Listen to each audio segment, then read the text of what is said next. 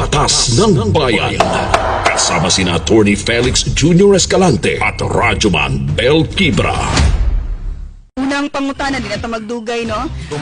Unang pangutana, attorney, gikan sa taga Ramon Magsaysay. Na daw siya'y amiga nga nangutang niya og kwarta pinaagi sa chat. Kay naluoy lagi daw siya, akong basahon ang iyang statement, attorney. Kay naluoy lagi ko, ako siyang gipautang. December 10, 2023, akong gisend through GCash ang kwarta. Gi-acknowledge niya nga na-receive ang kwarta. O niya, misaad siya nga sa January 24, 2024. Karang tuiga siya mubayad. Kaya kinahanglanon na nako ang kwarta, attorney, January 8 ako siyang gipaningil. Ingon siya nga January 20 na lang daw. Pag-abot sa January 20 wala siya mubayad ug pagka January 24 ako siyang gi-follow up. Ingon siya nga mangita daw siya kwarta, miabot na lang ang bulan sa Marso. Wala gihapon siya nagpadalag bayad. March 4 ako siyang gibalik ang chat, nagpakiluoy ko niya nga bayran ko niya. Niya misaad siya nga March 17 na lang daw. So pagka March 18 gi-follow up April 1 5-10 hangtod karon, attorney, igora dong gisin. Na-stress akong una-una, attorney, pero sayang pag 500 or 1,000 na daw ang gihatag.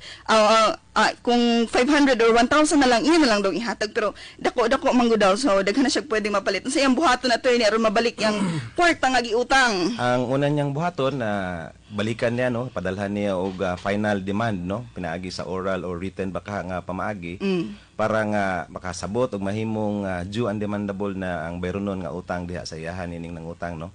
So dili to valid tong chat lang pod. Pwede ra gihapon to, no, pero labing maayo para ma-formalize o ma-comply na to ang mga require sa balaod nga nahimong due and demandable ang utang, para preparasyon na siya nga if ever mo avail siya sa mga legal nga remedies, mag-file sa kaso panalitan, kumpleto ang tanan nga mga papeles nga gikinahanglan.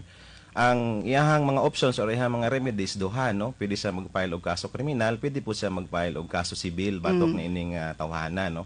Kaso kriminal pwede tungod kay pwede niyang i-plaster niya siyang reklamo nga sa dihang nangutang ning tawhana, giilad siya o wala gid siya plano nga bayaran siya, no. Ikaduha, pwede po siyang mo-file og kaso sibil pinagi sa pag-file og small claims case diya sa tuang municipal trial court or municipal circuit trial court, no. Ang ilang buhaton maadto siya dito sa atuang korte, assist siya sa atong court staff o dalhon niya ang tanan nga mga ebidensya, no, nga gikinahanglan para pagmatuod nga doon nagiutang ning tawhana sa iya. Now, ang ayan lang nato nga ipahibalo-bel nga if ever silang duha puro sila nanimuyo sa pareho ra nga lungsod o pareho ra nga syudad, kinahanglan nga iya sang iunag sangat sa barangay din dito nagpuyo ning maong tawhana, no.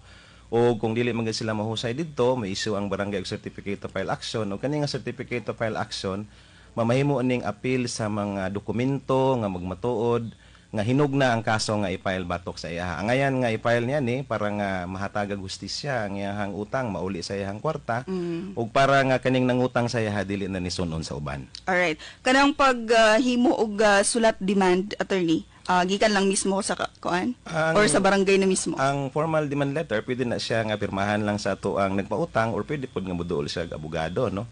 Pwede pod nga kanang demand, pwede na pod na nga kanang pagpatawag niya dito mismo sa barangay conciliation mo na mismo ang demand nga giingon sa balaod. Batas ng Bayan.